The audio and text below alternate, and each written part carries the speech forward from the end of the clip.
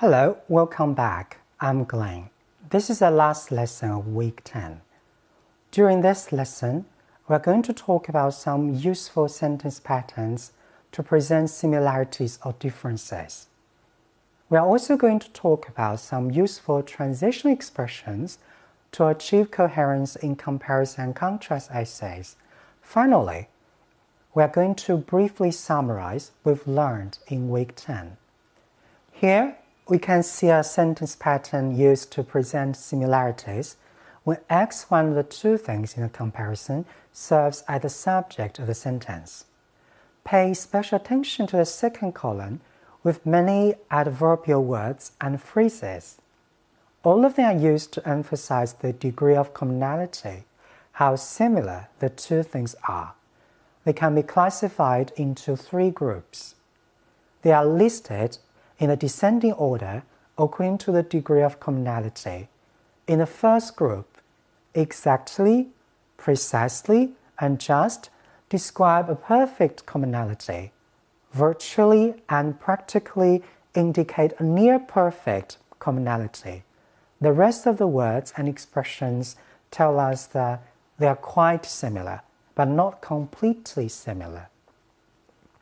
The sentence pattern in the last slide only tells us how similar X and Y are.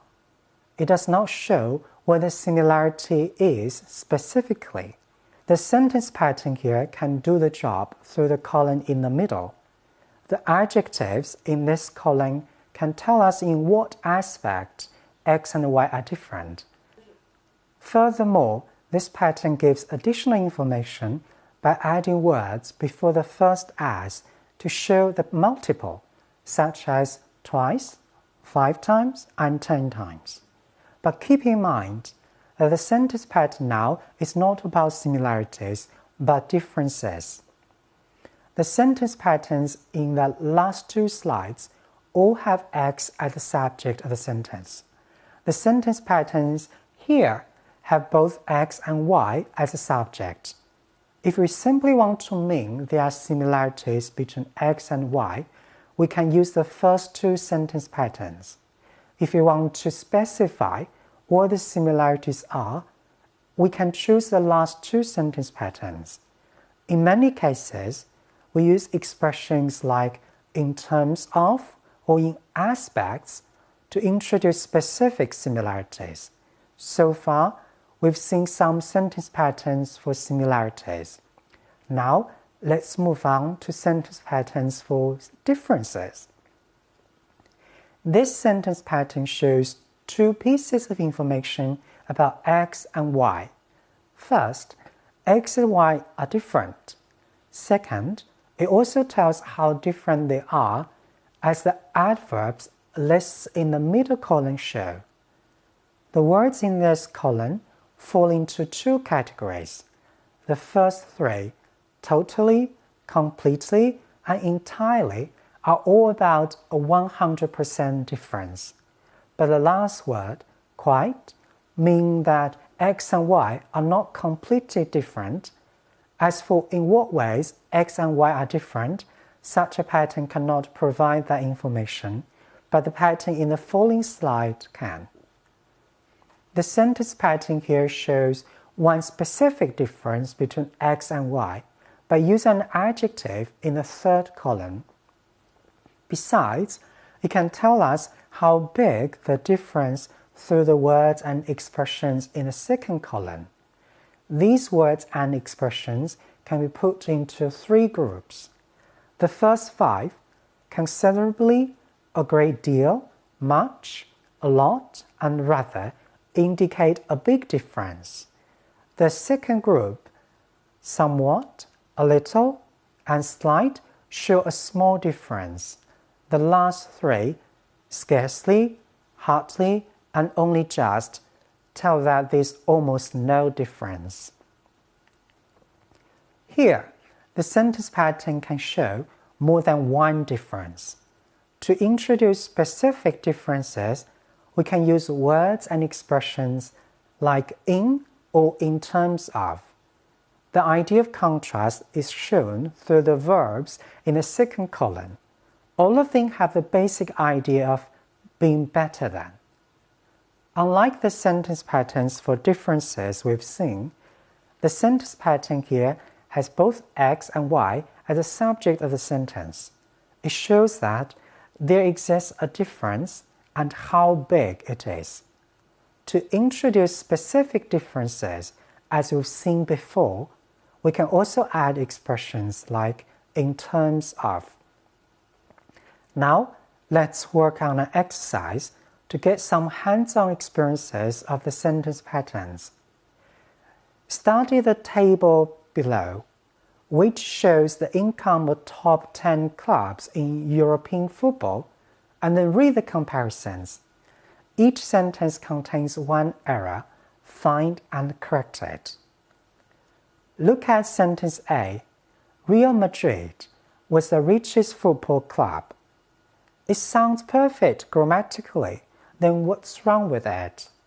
Try reading the sentence again out of context, without looking at the table in above. Does it make perfect sense? Not really. Richest is a superlative and indicates contrast. But what's contrasted with Real Madrid? In other words, in what region was it the richest?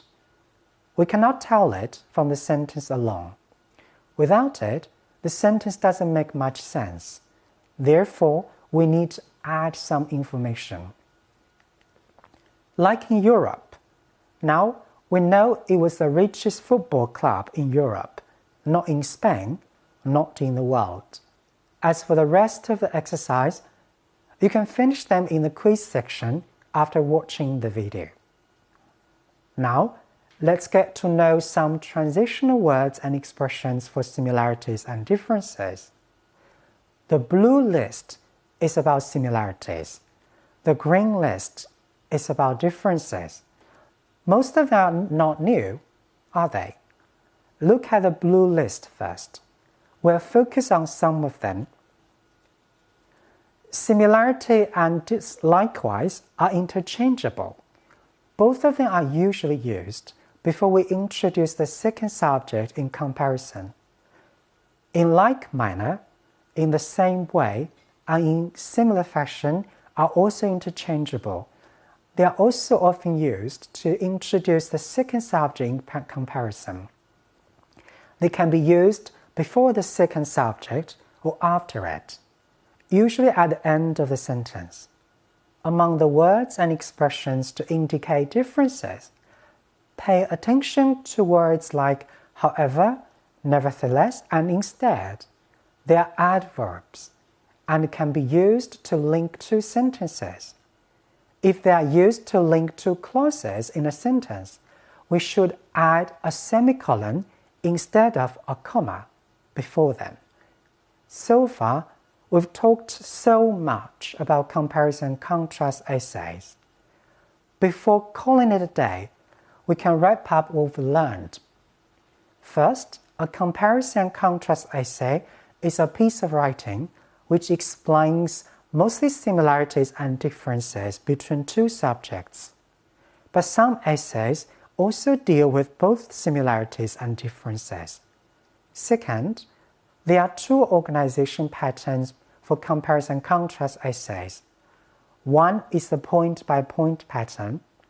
The other is a subject-by-subject pattern. The first works better in bringing out effective sharp contrast. The second is a better choice if the writer is interested in the whole. Third, we should avoid a so what thesis statement. Although there are various ways to avoid it, we'd better keep in mind this rule of thumb.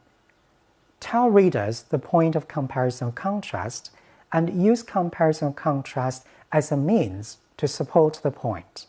Fourth, we've learned quite a few sentence patterns to present similarities and differences.